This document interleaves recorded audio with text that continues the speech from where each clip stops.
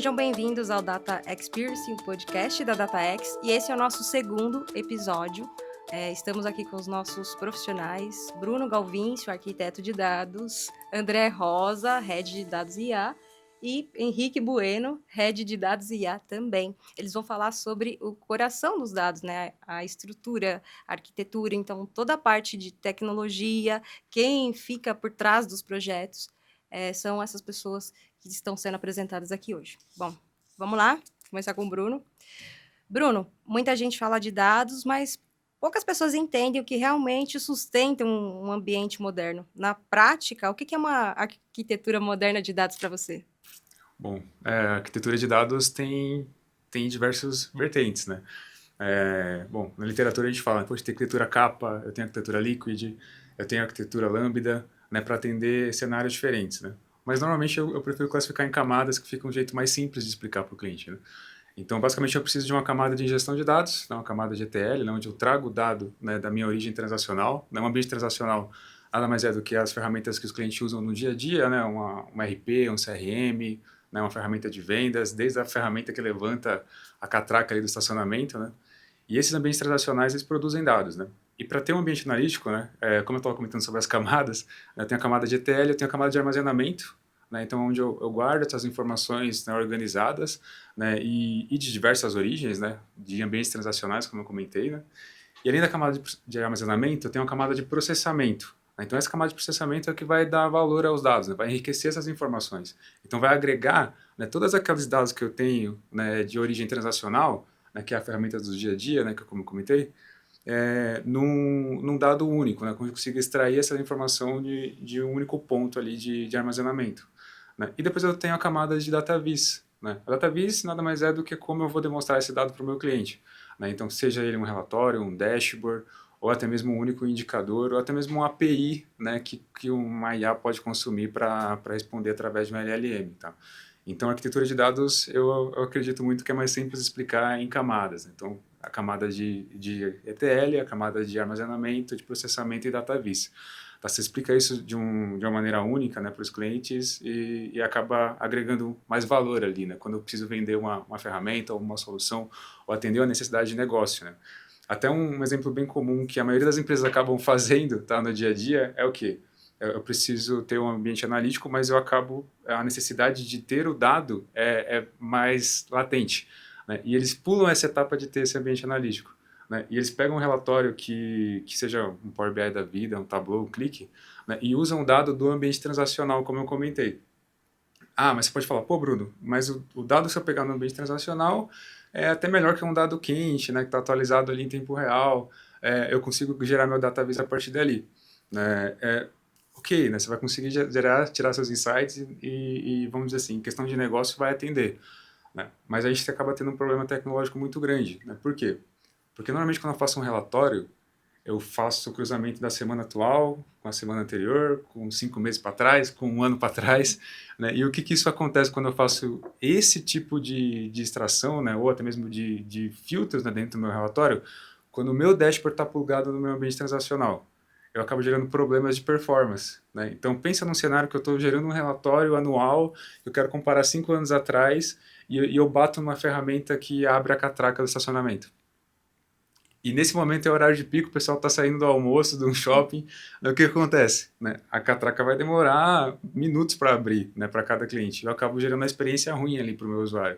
Né? Então, ter esse ambiente analítico apartado no meu ambiente transacional, que é do dia a dia, né, ter meu ambiente de análise mesmo, vai trazer ganhos muito expressivos. Né? Uma que eu não atrapalho meu ambiente transacional e outra que eu consigo cruzar diversas ferramentas que eu tenho no meu ambiente transacional num único lugar, né, e trazer esses insights ali para minhas ferramentas de data vis ou até mesmo para o meu usuário de negócio. Tá? Então, ter um ambiente analítico é crucial para qualquer empresa ali que queira extrair informações ali sobre seus dados. Tá?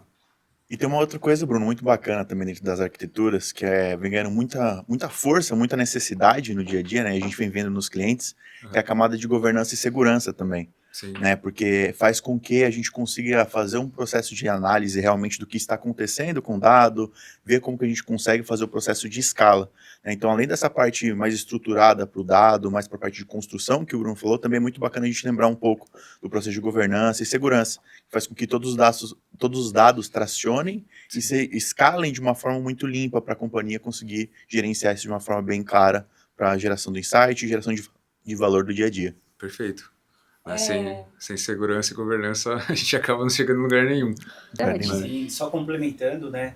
É uma parte hoje muito negligenciada pelas empresas, né? Então precisa de um plano de adoção que incorpore também essa etapa para ter um ambiente seguro, escalável, né, com os dados protegidos como eles devem ser. E quando você chega numa empresa e os dados estão espalhados em várias fontes, está tudo bagunçado, né? Qual que é o seu primeiro insight, assim?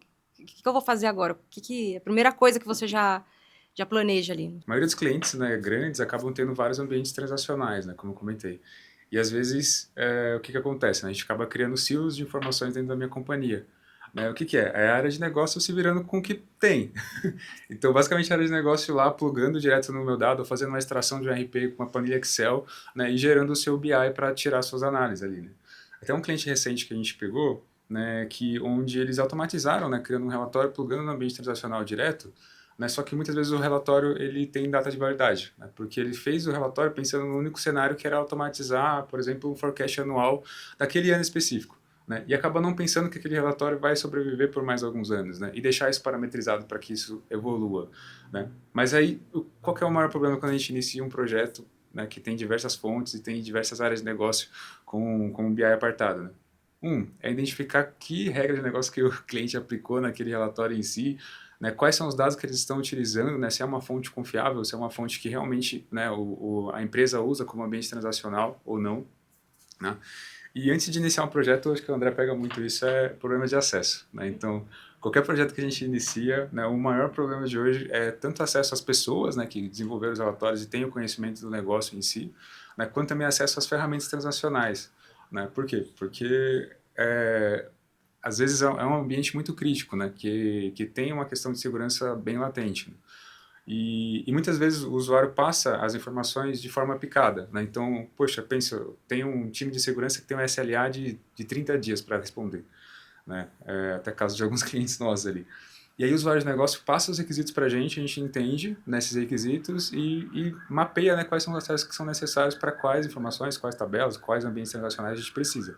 Quando a gente passa por time de segurança, né, eles vão responder no SLA deles e quando chegam os dados, a gente identifica, poxa, tá faltando coisa aqui. E aí essa de faltar coisa, a gente volta para o usuário de negócio, entende, aí ele lembrou que tinha outra origem X que precisava compor para chegar no número de indicador, e aí a gente volta de novo para o time de segurança para pedir esses acessos e liberações de novo.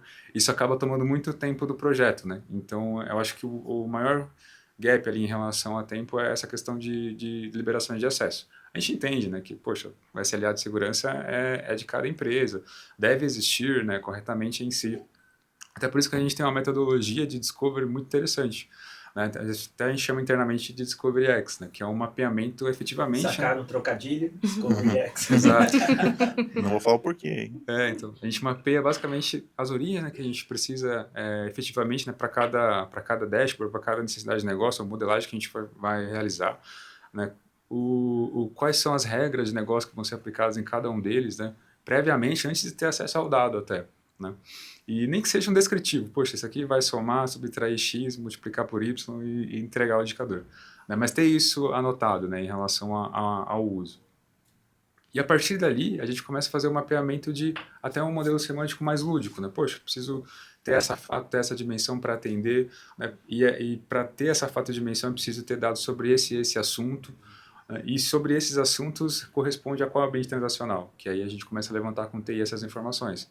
Né? E aí, tendo esses ambientes transacionais mapeados, né, e quais são as tabelas, quais são as colunas necessárias, né, aí começa todo o trâmite de liberação de acesso, de criação de ambiente analítico. Né, muitas vezes o cliente acaba não tendo, né, um ambiente analítico implementado, né, que cai naquele cenário que eu comentei, poxa, o usuário de negócio se virou lá e plugou no ambiente transacional.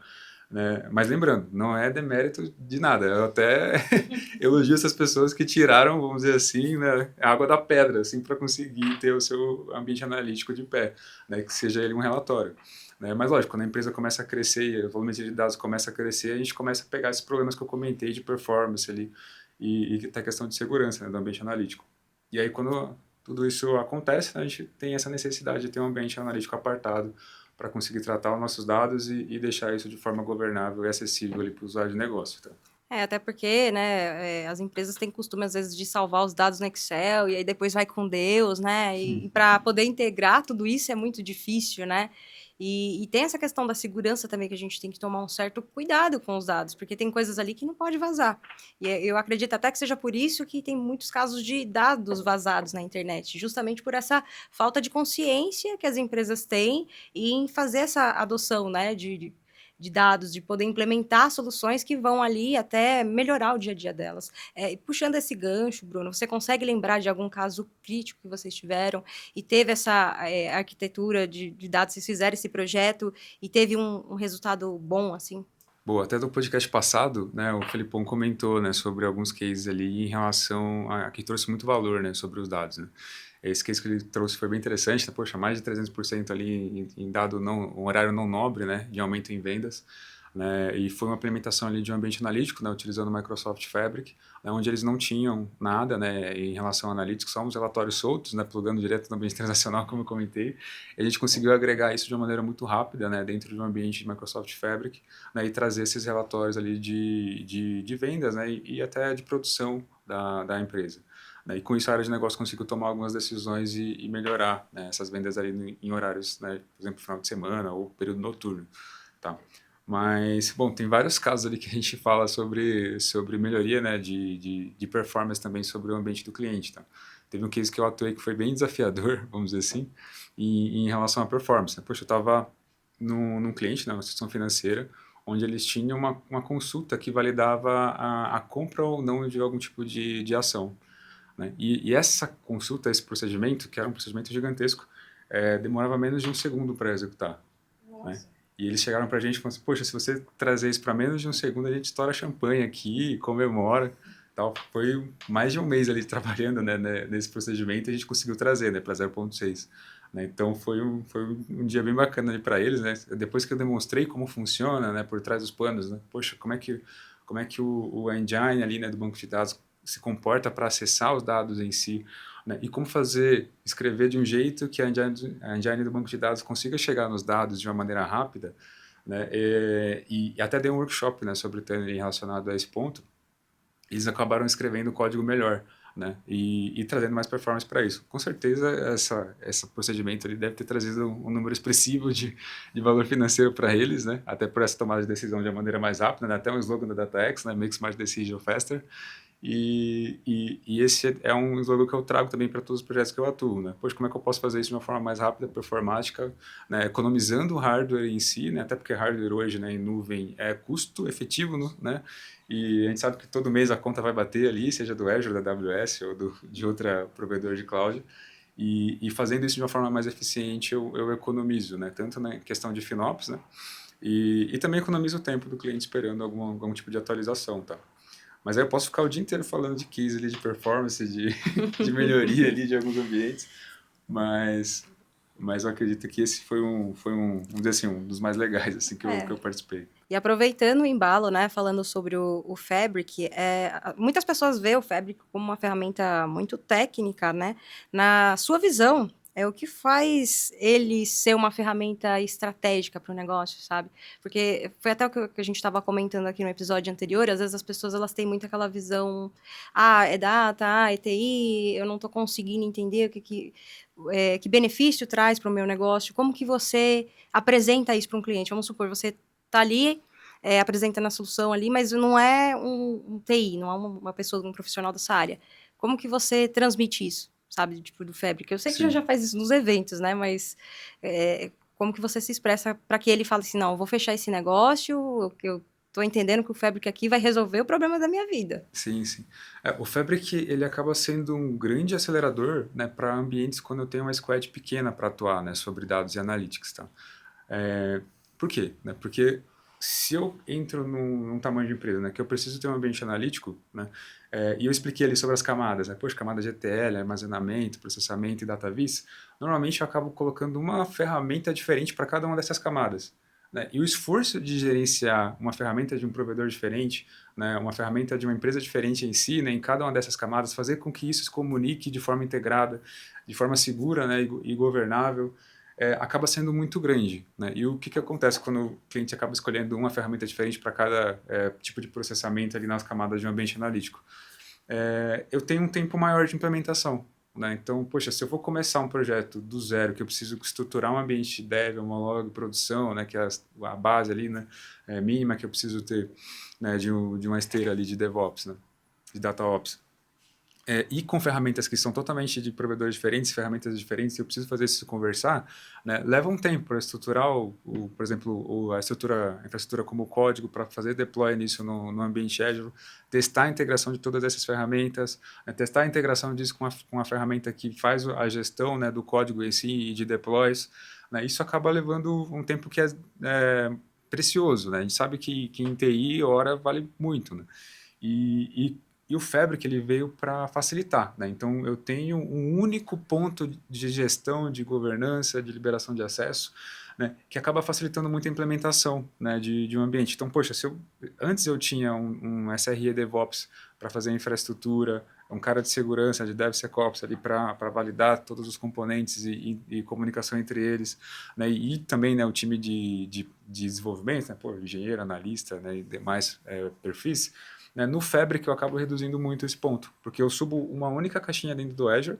e essa caixinha tem todos os componentes que vai trabalhar em cada uma dessas camadas, e eu consigo criar um pipeline de deploy ali de uma maneira muito facilitada, né? Em poucos cliques, algo que poderia demorar semanas, né? Vai demorar segundos ali dentro do Fabric para estruturar um ambiente analítico, né? E aí, tendo esse ambiente analítico estruturado, eu já começo a trabalhar, né, efetivamente nos meus dados, né, que é onde vai entregar valor para o negócio, né? Então, o Fabric ele veio muito para acelerar. Poxa, eu tenho um time enxuto de analytics, eu preciso ter um ambiente governado, eu preciso ter um ambiente, né, que eu consiga fazer todas as ferramentas se conversarem de uma maneira facilitada, né? E ao invés de eu criar uma caixinha separada em cada um dos pontos, eu tenho o Fabric que vai acelerar esse tipo de processamento, tá?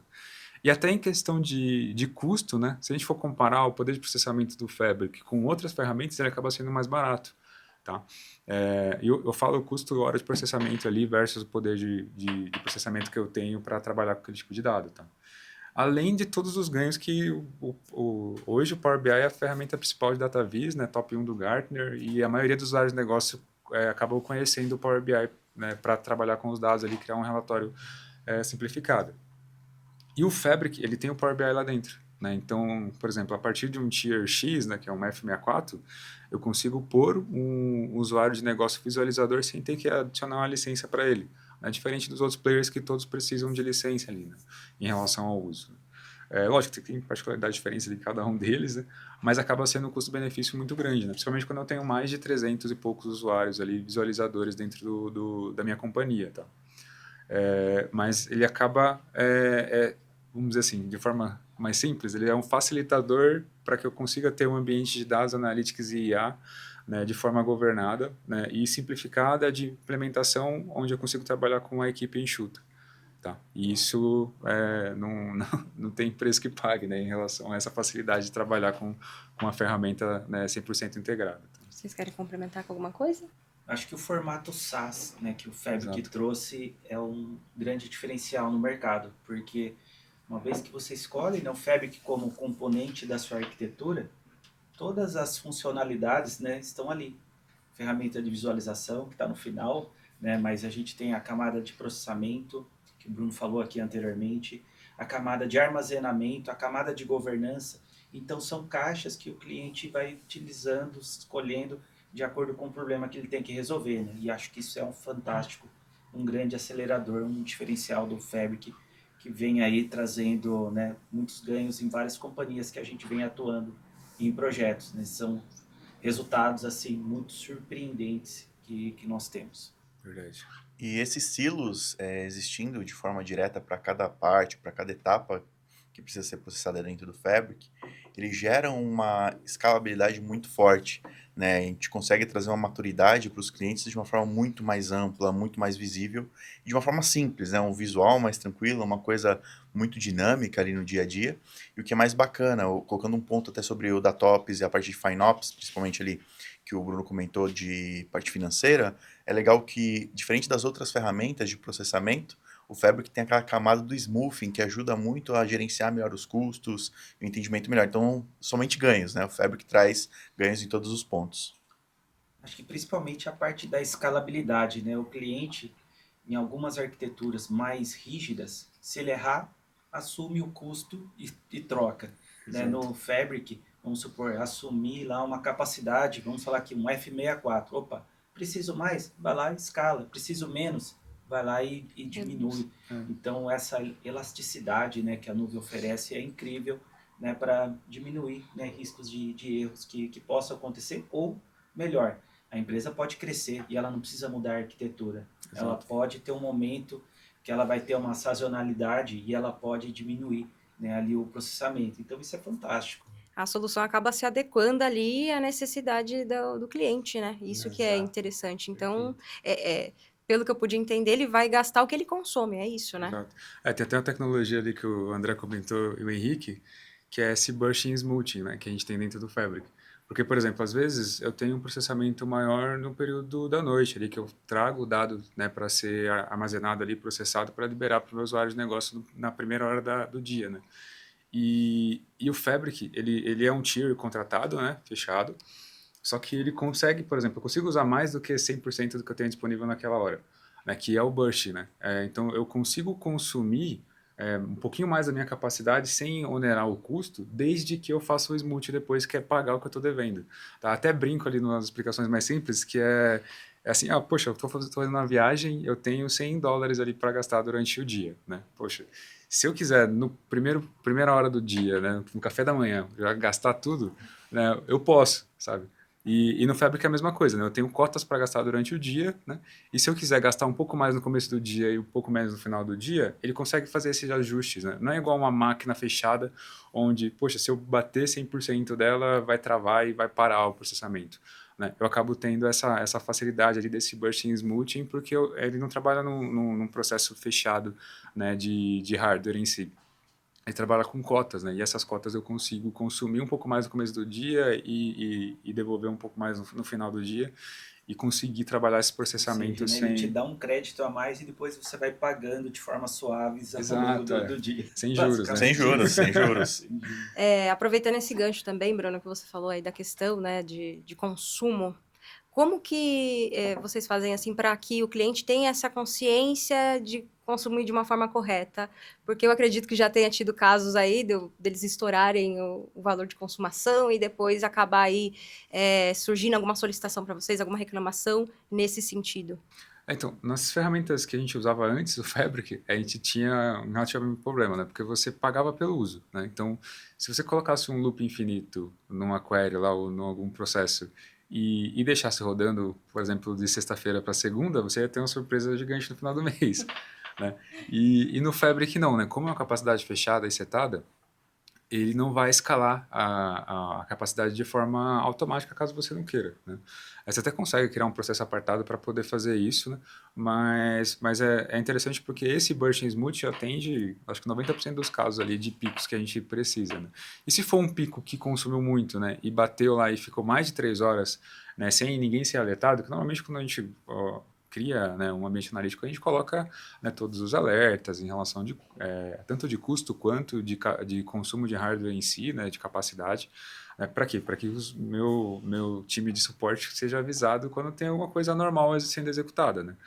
Mas se isso acontece no Fabric, o máximo que vai acontecer ele ficar 3, 4 horas ali batendo 300% ali de consumo e depois ele vai começar a desativar as atividades de background, que é a atualização de modelo semântico, né, que é atualizar os dados por trás ali dos datasets, ou um processamento do Spark Engineer, e aí ele vai desativando essas atividades por trás, né, para tentar descer ali o consumo de capacity units, porque, como eu comentei, você tem uma cota para gastar durante o dia. Se acabar essas cotas por inteiro, ele vai pausar o consumo, mas ele não vai te dar uma surpresa de custo no final do mês. tá? A não ser que você vá lá e aumente manualmente, mas aí está fazendo isso de forma consciente, né? E no modelo anterior, que era a plataforma como serviço e era autoescalável, né? Se um desenvolvedor colocasse uma query com loop infinito, sem querer, mas foi bem bacana. Então, esse formato do Fabric trabalhar acaba sendo mais seguro, tá? Tanto para a FinOps, né, quanto a questão ali de ter essa flexibilidade ali para o time de engenharia trabalhar com os dados. Entendi, é. Como o André até falou, né? O cliente não precisa se preocupar com assinar o cheque ali num valor diferente, né? Não tem aquela surpresinha maravilhosa no final do mês, né? Já Exato. pensou, a pessoa tá ali fazendo um projeto e daqui a pouco vem um valor exorbitante ali e o cliente vai ficar muito insatisfeito, né? Seria bem desconfortável. Estamos encerrando a primeira parte do episódio 2, Por Trás da Arquitetura de Dados. Confira o nosso próximo episódio.